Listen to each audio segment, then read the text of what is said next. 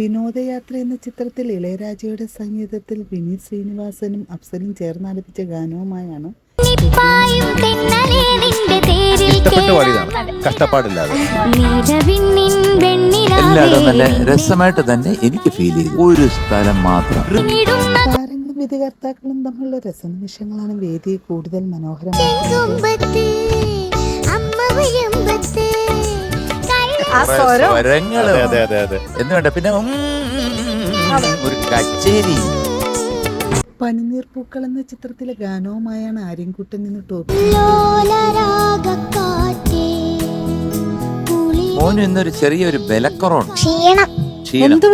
വരിയും ലോലം, പാടിയപ്പോഴും കുറച്ച് ലോലമായിരുന്നു. ഇളയരാജയുടെ സംഗീതത്തിൽ KJ യേശുദാസ് ആലപിച്ച ഗാനമാണ് താരം. ശ്രദ്ധിക്കണം, കാരണം നമ്മുടെ ഫിനാലെയൊക്കെ വരികയാണ്.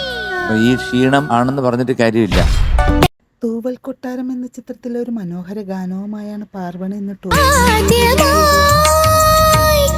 ഈ പാട്ടൊക്കെ പാടണമെന്നുണ്ടെങ്കിൽ സാധാരണ ഒരു ഗായകർക്ക് പാടാൻ പറ്റില്ല.